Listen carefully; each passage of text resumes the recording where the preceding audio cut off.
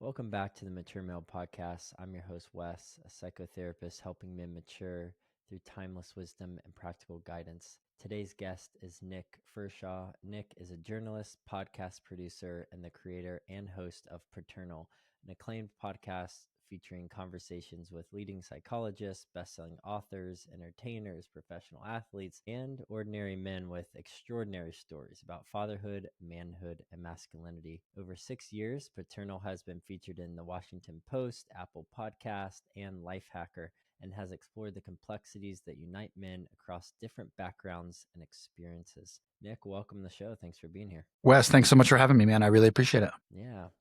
So let's start with your story of fatherhood. You became a father in 2013 and noticed something really interesting. While your wife seemed to find community and friendships wherever you moved, you struggled to connect with other fathers and found that there were very few resources to help men navigate this transition into fatherhood. So what was that experience like for you, and how did it shape your understanding of what men need during this pivotal life change? Yeah, so I became a father back in 2013, the fall of 2013. And my wife and I were living in Brooklyn at the time. And I should say, like right off the bat, were there not a lot of resources available to me?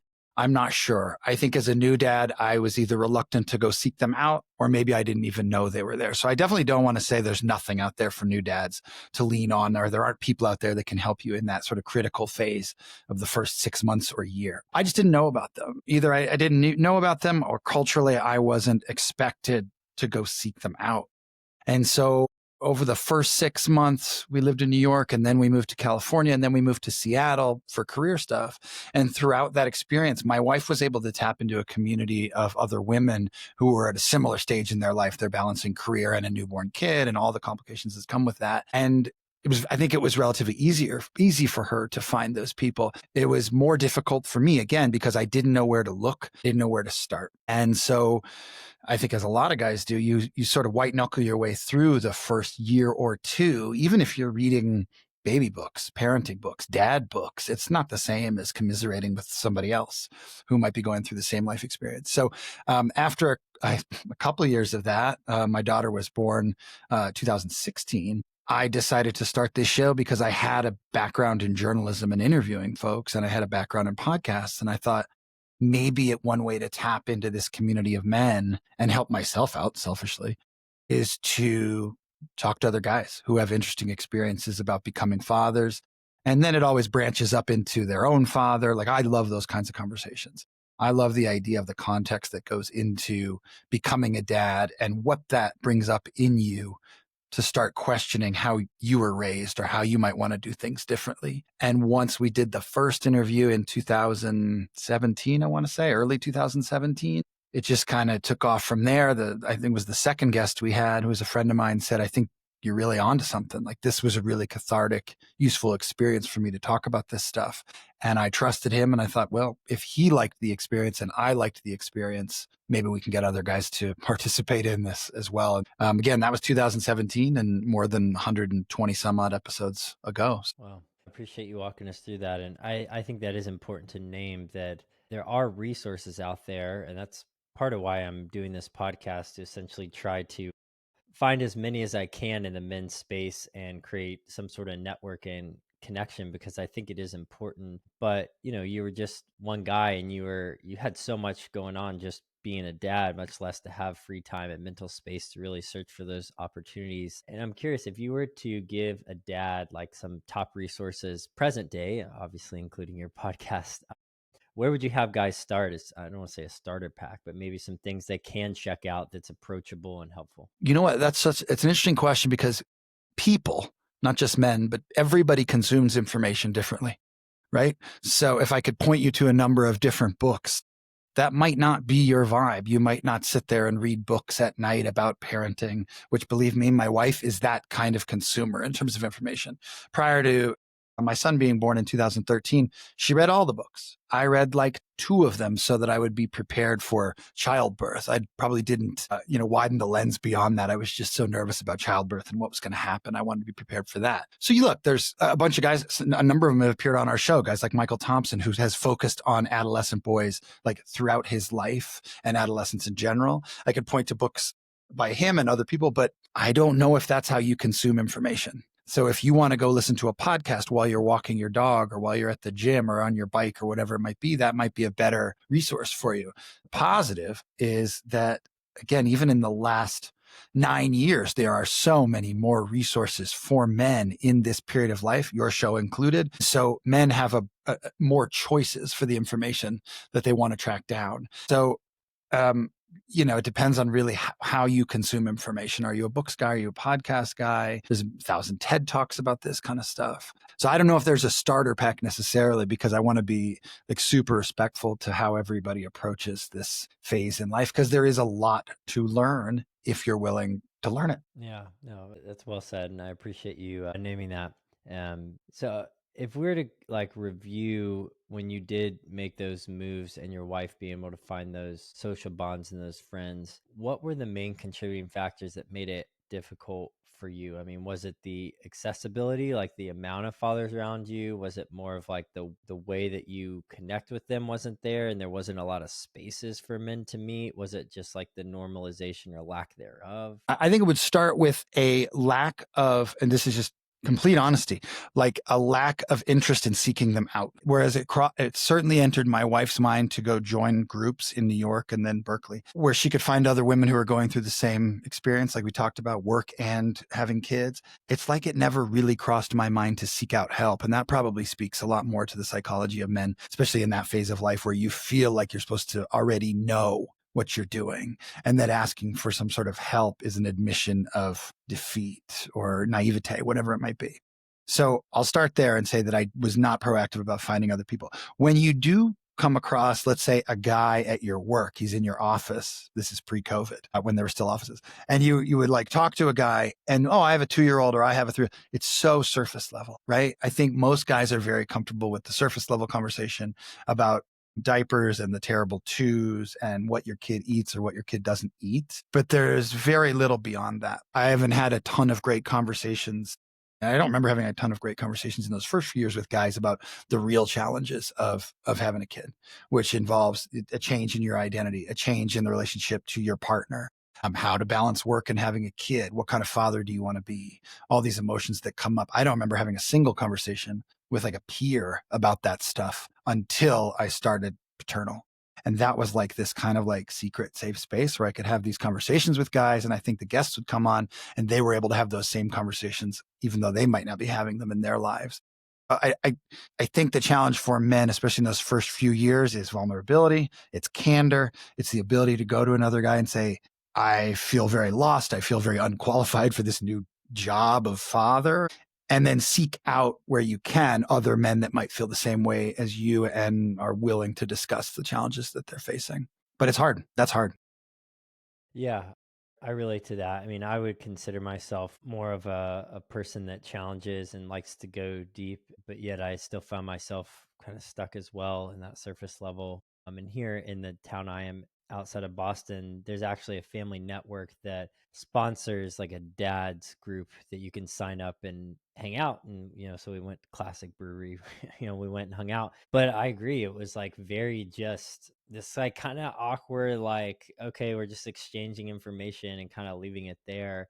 And I do think it takes some consistency of like, who are a group that I could kind of start to build rapport and relationship with in order to go deep, and that it's necessary. Your podcast seems like Fathers Anonymous. It was like guys kind of having to in secret share all these things that at their best would be both expressed to their wives and to their friends and other things. But I think creating that safe space where guys can just feel normalized and secure in sharing the stuff they're going through is key. Yeah, I would say to that point, the best compliment that we've gotten about this show is from women in most cases. They say, I've never heard guys talk like this. I've never heard my husband talk like this with his friend. So it's, again, you go back to the concept of creating a safe space where guys can be vulnerable and talk about whatever it might be, their insecurities or the challenges they're facing. If that's where they have to go, then that's where they have to go. And then as a listener, it allows you the luxury of quietly putting your headphones in, again, while you're walking your dog or something like that. And no one knows that I'm really interested in this conversation about fatherhood.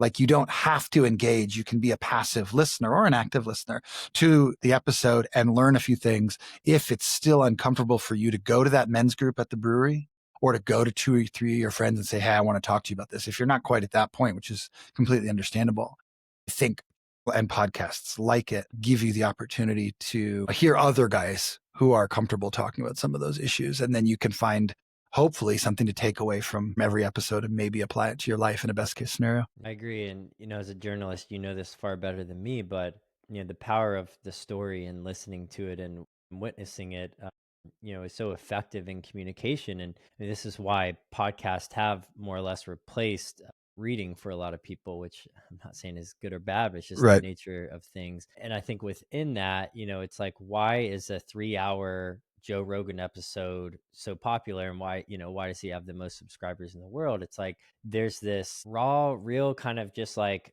matter of fact, like conversation that's unfolding that I think guys take away what they need to in listening more than a lecture or, a Yeah. straight, put together teaching protocol that I think guys learn more from other people's experiences. And it seems like just creating this space where guys can name their experience and just say it, not try to explain it, not try to say, here are 3 lessons to take away, here's 3 actions to do. Guys really gravitate. I think if you're healthy, you internalize it, you process it, say, what does this look like for me? And then, you find it in your own life. Yeah, that's really well said. I think that's how my brain works. I certainly won't speak for like all men, but that's how my brain works is I learn more from like anecdotal stories and say, oh, I can apply this part, or I know what that guy's feeling, or, okay, this part doesn't resonate with me, he has a different back, whatever it might be. But my brain works better that way. I can process things. I can remember things and say, oh, this guy was talking about this on the podcast that I enjoy. And now I think about it every time my son does X, or every, if you listen to a relationship podcast, every time my wife does Y. I'm more inclined to learn that way than to sit down with a parenting book and read the parenting book about how to parent it through the terrible twos. Doesn't mean it's right or wrong. Doesn't mean those books don't have value. I read a lot of other books, but when it comes to this, for some reason, my brain just resonated more with how can I tell this guy's story through an interview like this one, not come away and go, okay, here's our 3 learning tips, or here's our 3 calls to action notes. Like, here's the story. Maybe it resonated with you. Maybe it didn't. Hopefully it did. And that's really the extent of it, is I just want to tell this individual story. And it's important to us to try and get a diverse collection of guys so that even if the story doesn't necessarily resonate with you because the guy's from a different background, socioeconomic, educational, whatever it might be, I bet you're going to find some kernels about fatherhood in there. And that proves the point, which is like, we call it the brotherhood of fatherhood. They're like, we're all connected in that way, that we're all trying to figure out, hopefully, how to be good dads. Well said.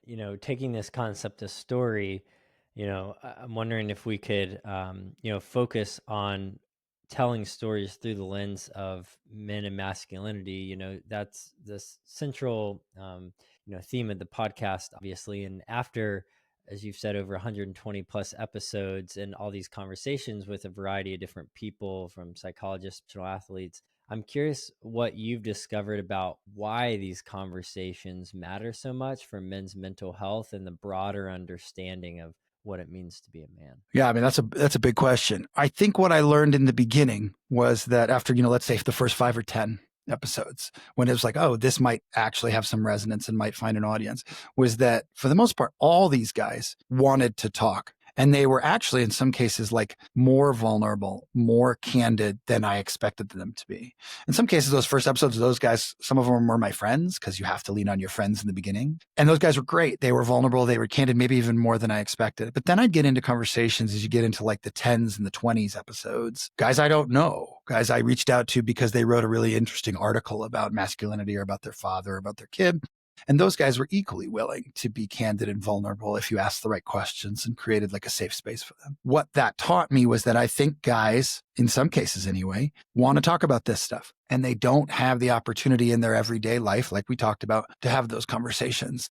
And so that struck me in the beginning, was that, wow, I don't know if this guy's ever talked about this before. And in some cases, some guys would say, I've never talked about this before. But it led me to believe that actually, there are a lot of guys out there that aren't maybe as emotionally closed off as we think they are. If you give them the right opportunity and, like I said, a safe space to do it, they will talk about some of the things that are really weighing them down in life. And oftentimes at this phase in life, mine and maybe yours and some of the guests, like fatherhood is part of that. The challenges and the anxieties that come around from fatherhood is what's on their mind first and foremost. So I would say I noticed that right out of the gate was that like, oh, guys actually do want to pick up the phone or the, podcast interface app and do this interview and talk about this stuff. That was really cool. Yeah.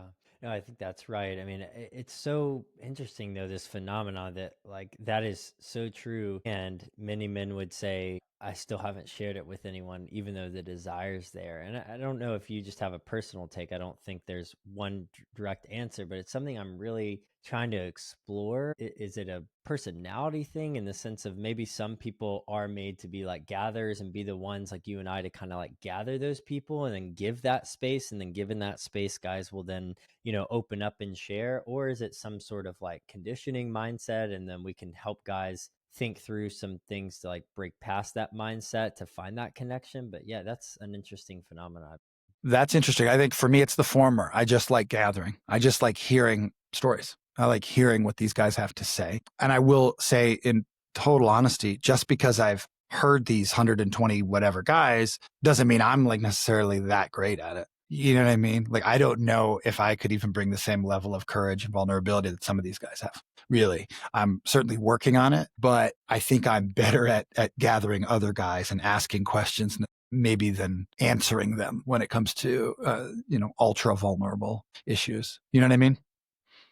It's also a safe space for me to operate from. Oh, I do. And to the extent you feel comfortable, I'm curious what you feel like may hold you back from showing up more in that space. Look, I mean, I think for a lot of guys, and I will include myself in this, you're just raised not to value vulnerability that much, if at all.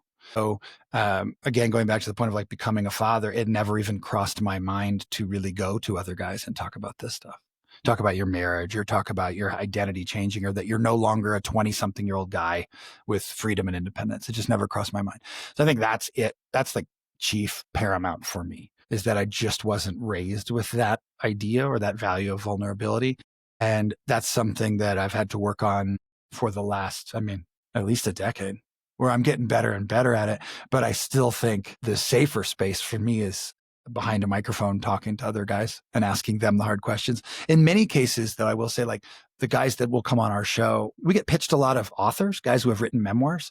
And so they've already put all that stuff down on the page. So like they're already comfortable with a number of vulnerable subjects. I might try and take the interview or the conversation a different way, or maybe go a little bit deeper.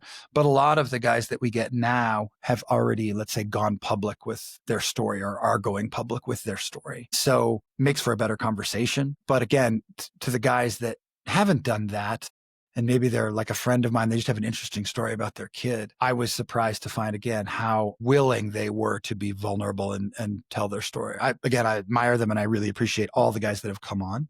Sometimes I wonder if I could match that level of like courage and vulnerability. Yeah, I think that conditioning goes so deep within all of us, and it's something that we'd be naive to think that we could outdo or outfunction over months or even a small number of years, considering it usually is many, many years, and it's how we were raised. Speaking of how we're raised, there's this concept you explore where becoming a father yourself makes you start thinking deeply about your own father. What makes you want to, what are the things you want to carry forward, and what are the things you want to leave behind? And how do you see this generational reflection playing out in the men that you interview? And what are some patterns that you see emerging and how fathers are trying to like break or continue certain cycles? Yeah. I think my guess is that every generation probably wants to change a few things up.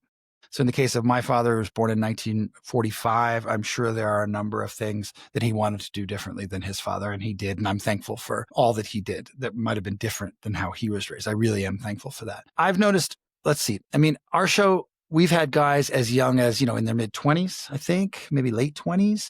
And the oldest person we've had, I would guess, is probably 60s or 70s. But I would say most of the guys fall in the 30s and 40s, maybe early 50s. I don't know if there are like any concrete common threads about what people are looking to change, but because every dad is different and every upbringing is different.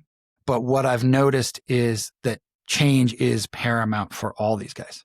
they all want to change something up, whatever it might be. There's also a lot of, I've noticed, like just a lot of commonalities among the men. In how their fathers were, again, they didn't favor vulnerability or didn't encourage vulnerability or candor or honest conversation. They weren't affectionate. We hear that a lot, like surprisingly a lot. And then one of the other themes that I noticed, I mean, after maybe like the first 50 episodes, let's say, I did the math one time. Like I actually wrote it down. And I would say 4 out of every 10 guys, so 40% of the guys, either had no father present when they were kids, like didn't know who their father was, either because he wasn't there, usually because he wasn't there for any number of reasons, substance abuse, whatever it might be. The dad had died in whatever situation, or he was relatively negligent and they didn't have a positive paternal relationship with him. That struck me. 4 out of 10. I mean, like, and I bet if I did those numbers out to the 120, it's probably fairly similar. It's probably 3 to 5, somewhere in there. Every 3 to 5 guys has that sort of relationship with their dad. And that struck me as a theme that I was not expecting, because then when you extrapolate those numbers out to like larger society, I mean, if you have 10 male friends hanging out in Boston, 4 of those guys, maybe 3, don't have great relationships with their father or don't know their father at all. Like that's pretty shocking when you think about like how men are functioning in society today, and these guys that are trying to become fathers and they don't have a template, they don't have a role model. And that comes up on our show a lot. A lot.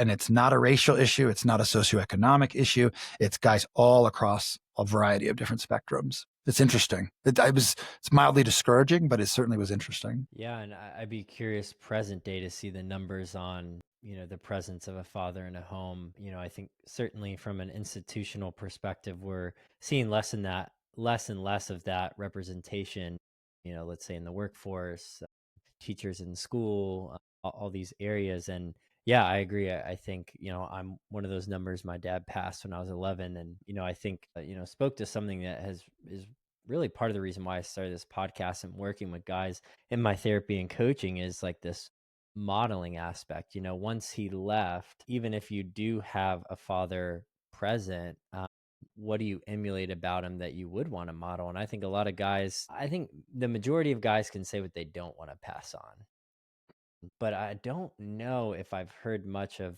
the affirmative, like life-giving, positive, authentic traits that they're like, oh, my dad was like this and I want to be like that. And yeah, I think we are in a crisis where we're kind of looking to a trustworthy guidance of what it means to be a man and specifically a father. And while there is no guidebook, I think certainly, we have to commit ourselves to figuring that out. But yeah, I'm just curious for you, what's been helpful in hearing some of these stories in your podcast and your personal life of models or frameworks or things that you can look to kind of supplement the absence of a father? Yeah, just personally, like, again, my father was very present throughout my life. He's still alive. I'm very thankful for that. He's still around. He's a good grandfather to my kids. But I've learned things about fatherhood from these guys on the show that I never learned from my dad.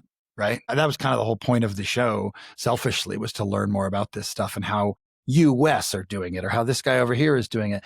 And what's been interesting is that these are guys who I don't really have anything in common with outside of I'm a father. Right? Like he lives on a different part of the country, has a different cultural background, different everything.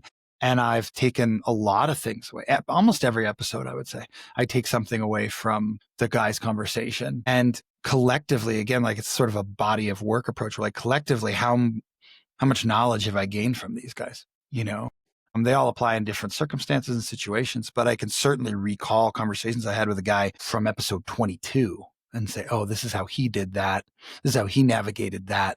I just might want to keep that in mind. And so hopefully, like best case scenario, listeners are doing the same thing where they hear an episode and not all of it might apply to them, but they might have a little kernel here or there that they can take away from. And then if you listen to 20 episodes, you've got 20 pieces of insight for yourself and how to navigate it.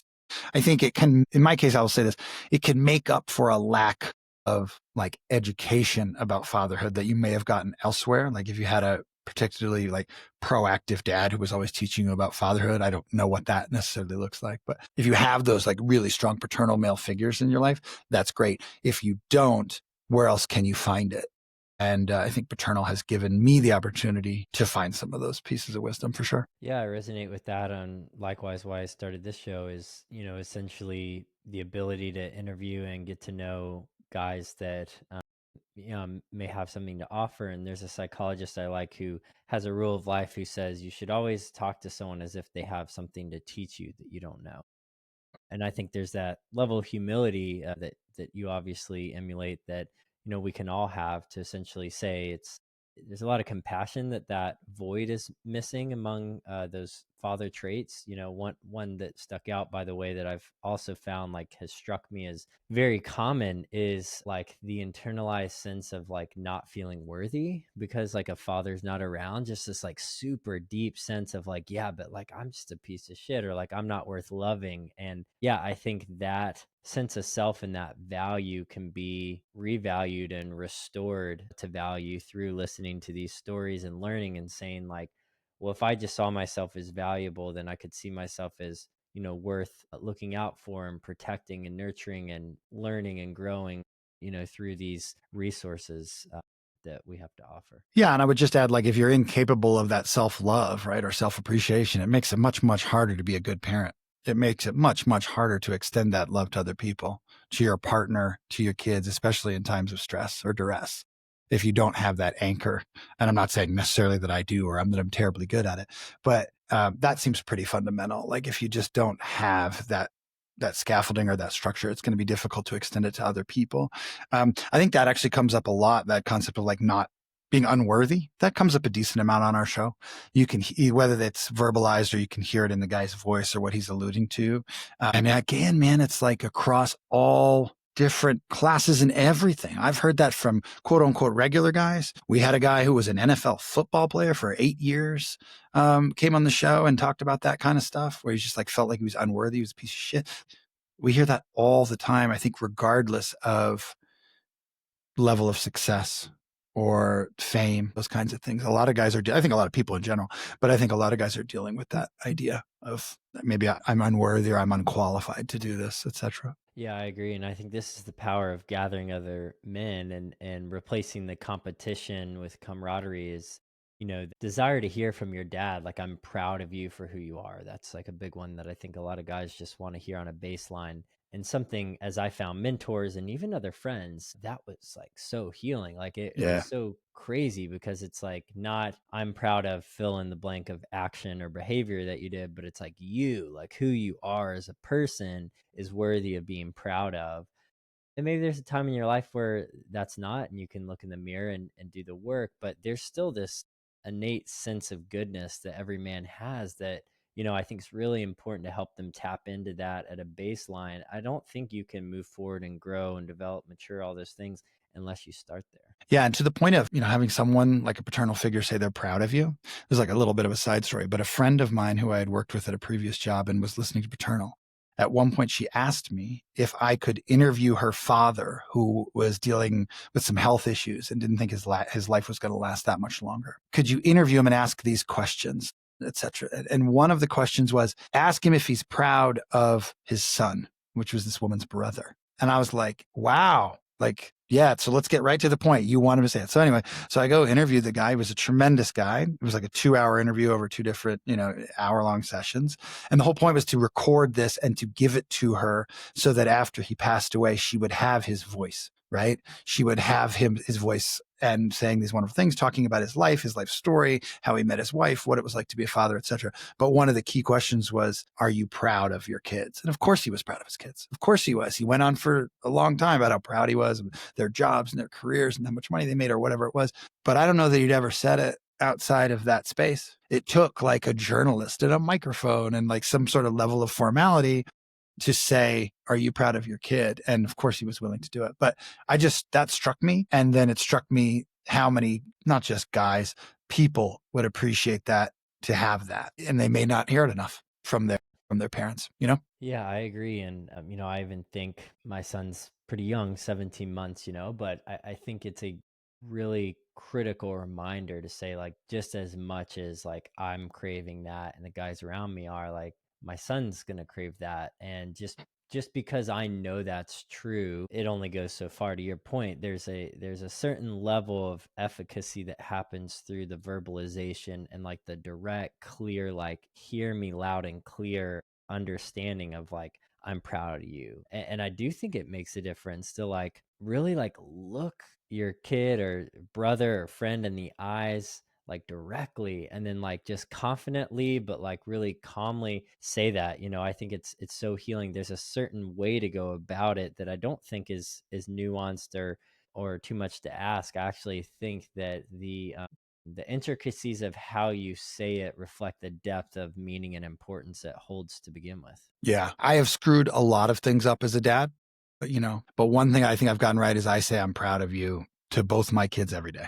It's almost like, a reflex now. It's like, I love you and I'm proud of you. I say that every day, every day. And I don't know where that came from. That could have come from I didn't hear it enough, or maybe I knew I wanted to hear it more, whatever it might be. But I knew it was important to me to say it to them. So at least they had that sort of structure to work from going forward. Yeah, it's a good goal for me to have as well, and such a life-giving component. Kind of going on the opposite of life-giving, through interviewing all the guests that you have, you've touched on some pretty heavy, painful subjects: absent fathers, divorce, loss of children, addiction, shame. Curious, what are the most common struggles that you hear from fathers in general, and how do you see men wrestling with changes in identity and emotional expression as they become dads? That's a good question. Yeah, I think it's that latter part of that question is the change in identity for a lot of these guys. Whatever that might mean to them, like a lack of independence, they have to be the primary caregiver, even maybe a level of caregiving that they're not used to in general. I think that's a big challenge for guys. Again, I don't know. Like there are definitely some themes. There's some extenuating of circumstances. Like you meant some of the sort of the sadder episodes that we've dealt with, where we've talked to guys who lost their children for any number of reasons. Unfortunately, we've talked to a bunch of guys who have dealt with substance abuse issues. Trying to think of some other ones. Divorce is one that has come up for sure. And has been an interesting topic to examine. In terms of the identity stuff, I really think a number of the guys that have come on the show are struggling with it. They're not failing. Like they're figuring out what this stage of life looks like as a father. But I don't know. They're kind of figuring it out as they go. And I think that's pretty common for people. You have it like you're in this phase. I think you said your kid was not even 2 yet. So you're sort of in this, I don't want to call it a honeymoon phase because it's not a honeymoon phase. But as it really settles in after a few years, you realize like this is your new identity. And then if you have another kid, you lose even more independence, etc. So I think a number of guys are struggling with that. And I think one of the themes, again, to kind of go back to what we talked about before, is your friendships also change, your community shrinks. So we've had episodes where guys have talked about, I don't have a lot of male friends. I don't get along with my neighbors, or I'm not in touch with my old friends, or I'm not making new friends at work or on the softball team or whatever it is. And they are struggling with loneliness, which is certainly not anything that hasn't been noticed, I think, probably by a lot of the people who listen to your show. Like it's an epidemic in this country. And so I think that's one where guys are struggling again across geography, education, socioeconomic class, whatever it might be. And that's one I've noticed too on myself. Like I call some guys my close friends. I haven't talked to them in 3 years. Do you know what I mean? Like I went to college with him, or I was buddies with him 20 years ago when we were like single guys. He's one of my closest friends. Oh, really? Well, what does he actually know about your day-to-day life or how you're doing? That one comes up a lot. And so that change from individual guy with a lot of freedom to a guy who's now potentially, hopefully, in a relationship with caregiving responsibilities and fewer friends maybe than he's ever had before. That's a big, big change. Yeah, I think the two things there that stuck out, the first is with that identity shift, figuring out as you go.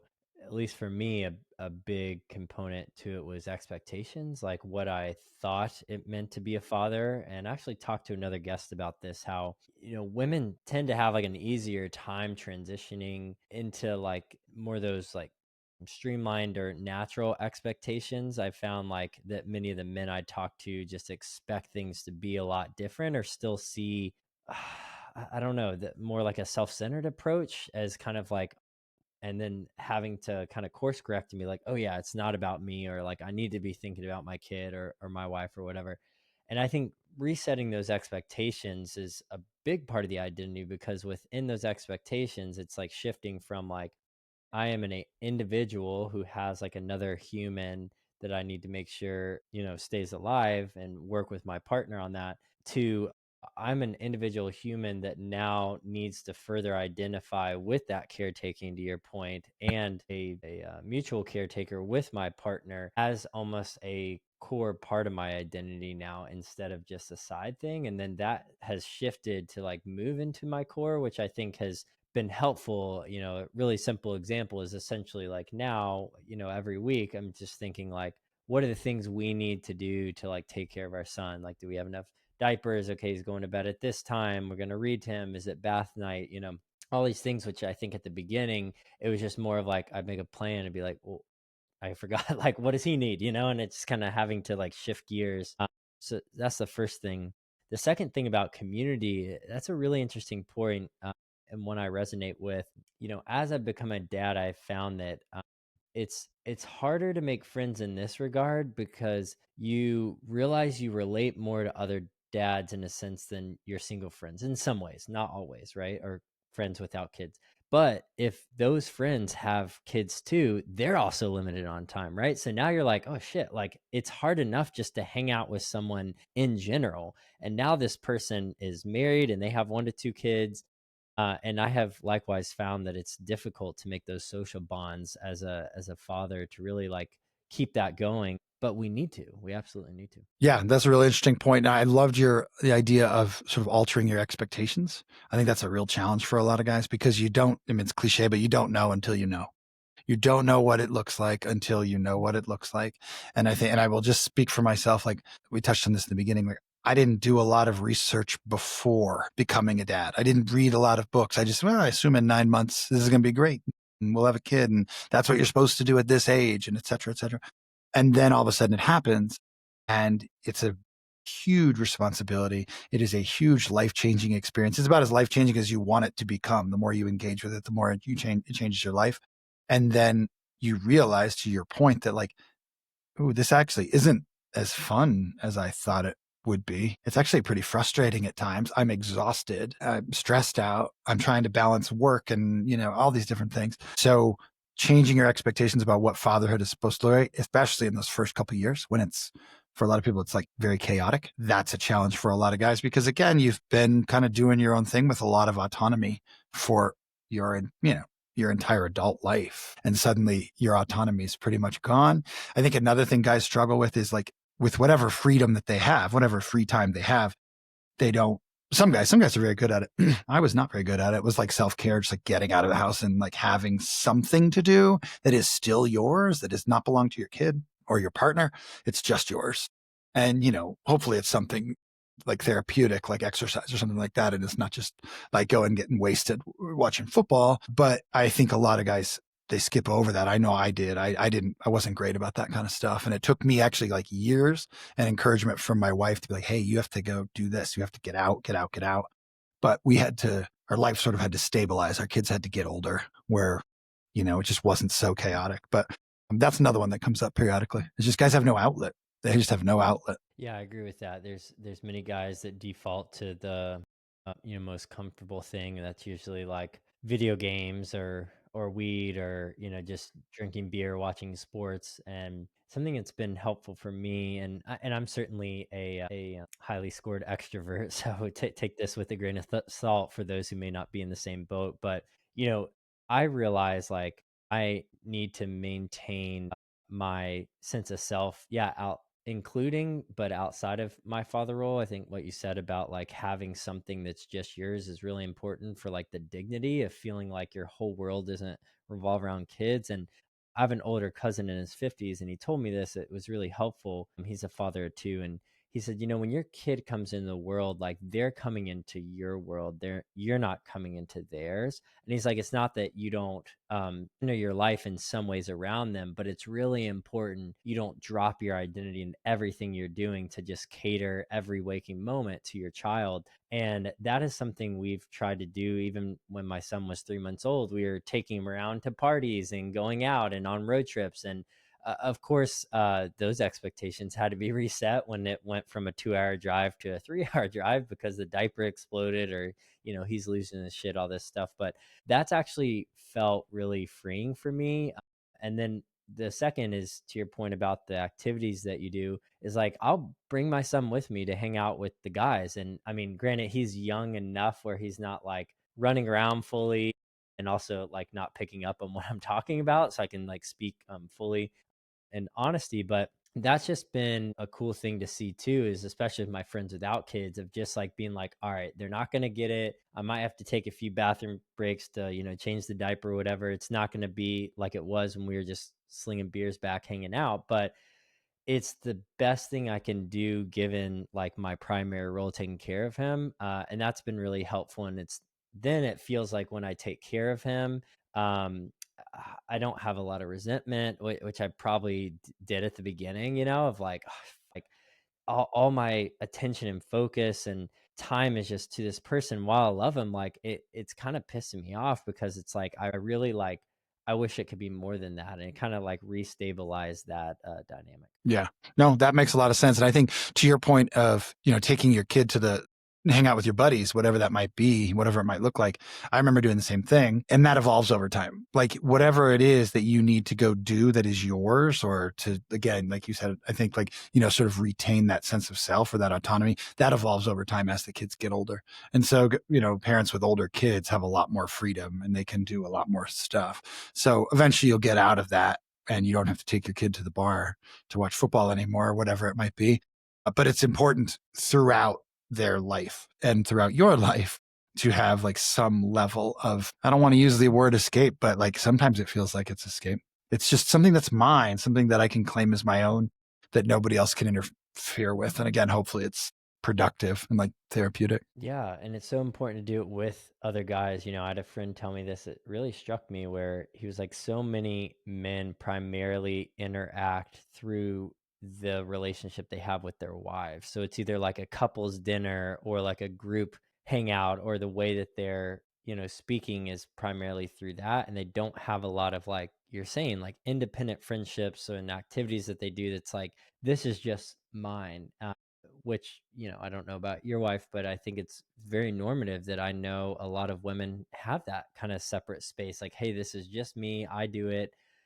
And that really want to encourage their husbands, like, find something, go, like, get out of the house, like, do it. And I just think it is so vital. And yet, so many of us, I think struggle to feel like worthy of it or know how to do it. But, I think you've given some great first steps in how to approach that in a way that, yeah, feels helpful. Yeah, I agree. Thanks. It's a huge part of life, but it does take some learning, take some acclimating, and to your point, you have to convince yourself that you're worthy of taking some time to go do what keeps you regular, so that when you come back to the house, you're a better dad.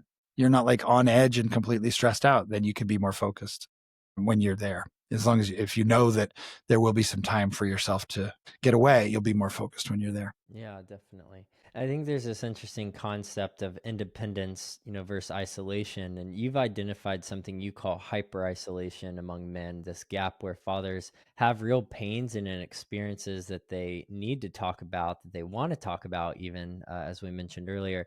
But that lack of social connections to share them safely is really evident. So, what do you think this ice or is so prevalent, and what have you learned about creating spaces where men can be real with each other? Well, I'll answer the second part first. I think I'm getting better at that concept of like getting out and talking to other guys. It's still not, doesn't come naturally. And again, to the point of like guys, I think inherently need to feel like they're in a safe space. Not every guy provides that for other guys. A lot of guys are more than comfortable talking about football and golf and surface level stuff, which is totally fine. Like I have a lot of those friends. I probably am that friend to a lot of guys. So that's fine. I don't judge that at all. But I've had success like in the past couple of years, probably because of these conversations on Paternal, like identifying, let's say, the 3 or 4 guys who I'm like, oh, if I really wanted to talk about such a vulnerable subject, I could probably go to him. And then maybe one day I could get the 3 or 4 of us together, like over time, if everybody got comfortable with one another, you get the 3 or 4 together and it works out just fine. You go to dinner or whatever it might be. But that's a new skill, man. Like I haven't been doing that forever. That's only in the last 4 or 5 years, probably post COVID. You know what I mean? When everybody sort of started to gather again, that concept of like isolationism, again, kind of goes back to what we were talking about before, where your identity changes so much once you become a dad, because if you're still working, even if you're a stay-at-home dad, you just have less time and you have to get on the schedule with the other guy and he's got a kid or he's got to take the kid to soccer practice or whatever it might be. And so your options just start dwindling and your energy level certainly starts dwindling. So ultimately, you're left to yourself, your spouse, your partner, and that's not entirely healthy. We've had a couple conversations on the show before about like if you're dumping all your stuff on your spouse or your partner, who wants that?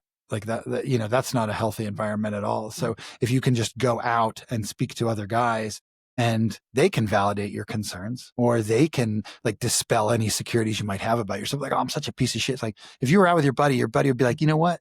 Wes, you are a piece of shit. And they would never do that. They would affirm you. They would support you. Guys are very capable of doing that, but you just have to have the courage to go out and meet these guys. So yeah, I've gotten better at it, but it didn't come naturally at all. It has taken like work and again, going about like identifying the 3 or 4 guys. I'm like, okay, that guy, and that guy I could probably talk to about some bigger stuff. And this guy might not be able to talk to about this thing. It's the other guy that I need to talk to about that, So just like, but thinking about that, like who can I lean on if I need them for help, and hopefully I can reciprocate it when they need help.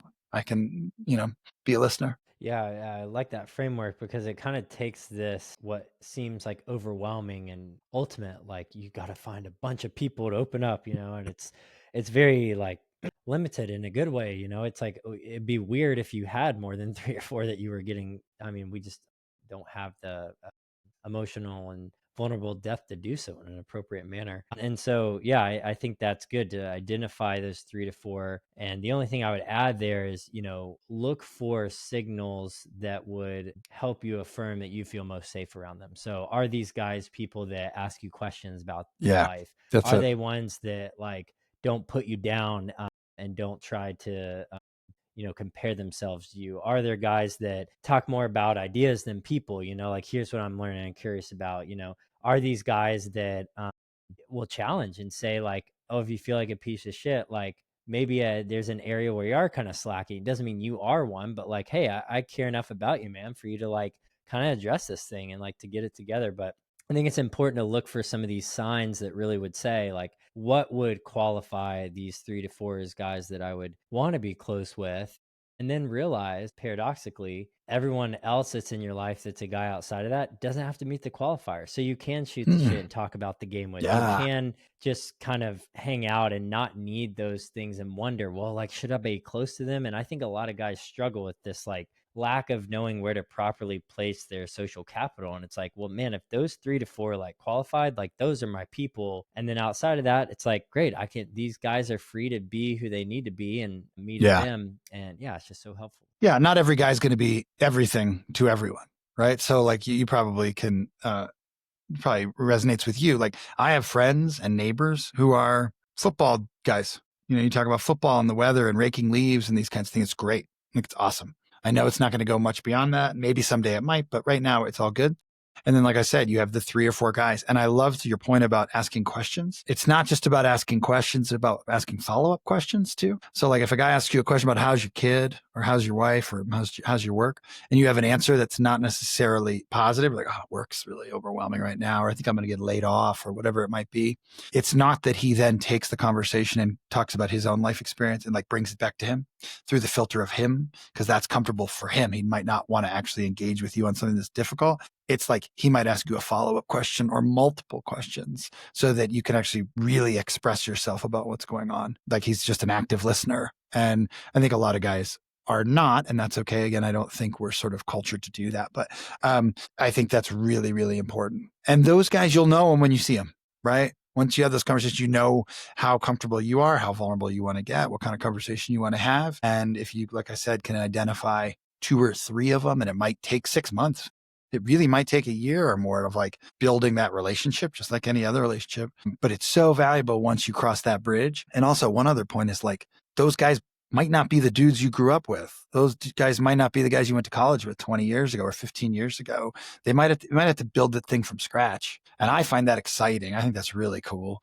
The opportunity to build a new friendships that's just as good as the one from 20 years ago. But you may not be able to go back to your college roommate with concerns that you're having in your 40s. He might not be that guy for you. He might have been the beer guy, when you guys were going to football games or whatever it might be. So the idea or the challenge of like making new male friends is really exciting. We've talked about that on Paternal quite a bit, but you have to be sort of deliberate and patient and put some onus on it. Like, if I work on this relationship with this guy, it's going to pay off. I'm going to be able to talk to him about some real stuff that I can't talk to other people about. Yeah, I like that I'm thankful you said that follow-up question thing, because I think it speaks to someone's personal capacity to ask those questions for themselves that allows them to do it for someone else. And you can almost see a guy, I've had these conversations where you share something, they ask this first question and then you answer, and you can tell there's almost this like desire to like want to ask, but being like, oh yeah man, so anyways, and just kind of like taps out and cuts to a different subject or about himself. And yeah, I think this is so brilliant and true, is like, there, like you said earlier, there are so many guys that are craving it and want to practice, and given the right opportunity, that's it. If you can find a guy where you share, I use this analogy like playing poker at a table. Like, we all put, a chip in, and then you say pass or play, and essentially like that's intimacy in any sort of relationship, is that you would just match, each other every round. And then that's like, okay, we're reciprocally investing here in a way that feels like we're growing together. So, that's the first point. And to the second point you mentioned, that's been interesting. I believe you mentioned you live back near where you grew up, or where your family lives, if that was right. And I don't. And so I feel like I was almost pushed to make new friends. And you also mentioned living in New York, a place you didn't grow up. I think it is interesting to see someone like my wife, who grew up in this house and has childhood friends from like age 4, right? And her struggle is almost like, I have so much relational history with this person that it feels wrong to almost like change our relationship dynamic into something deeper. But at the same time, the comfortability of that relational history almost creates an impasse and like keeps her from doing that. So we often find this kind of like back and forth where she'll be like, gosh, I care about this person so much, we can like joke about past times and who we used to be, and yet like it doesn't feel like we're going together somewhere. Versus I think for me, I'm a little bit more like quick to black and white, be like, oh well, I have like one friend from high school and he lives like across the country, so like I'm cool, I'm just gonna like make new friends and move on. I think that's an important dynamic that you mentioned, that just because you have history with someone doesn't mean you have shared values. If you've developed into a different person, and to see making new friends as an adventure, as something that's actually necessary, because you can't continue to give someone the same level of proximity to you that they had, given your level of like depth and development and maturity that you've had in your present day. Yeah, and I would just like reiterate, whatever works for you. Like, if you still have those high school and college age friends, back in the day, and those guys can scratch that itch, great. If you need to make new friends because you're at a new stage in your life, it's an endeavor worth trying. It takes some work, like we said. It might take 6 months or a year to identify and connect with the guy. I really like that poker metaphor. It might take a year of putting your chips in, but it's worth it in the end, I think. Yeah, no, I couldn't agree more. And Nick, I just appreciate all your thoughts and insights today. We'll obviously share about the Paternal podcast in the show notes. Anything else you'd like to share about where people can find you or what you're up to? Yeah, I mean, the website for the podcast is paternalpodcast.com, but we're on Spotify and Apple Podcasts and all the places you can listen to the show. We're on Instagram at Paternal Podcast. I'm not really on X anymore. There's an email that we send out usually that at paternalpodcast.com. You can sign up there that tells you about future episodes coming. And I will say, like, if there's anyone listening who has an interesting story, who knows of somebody with an interesting story, I mentioned before, we get pitches and stuff, but like, I'm open to everybody who has an interesting story about being a father or son. So don't hesitate to reach out if there's somebody that and that can be yourself too, who has an interesting story that might be worth talking about. Yeah. Well, thank you, Nick. I appreciate it again. And guys, until next time. Thanks so much, Wes. Appreciate it.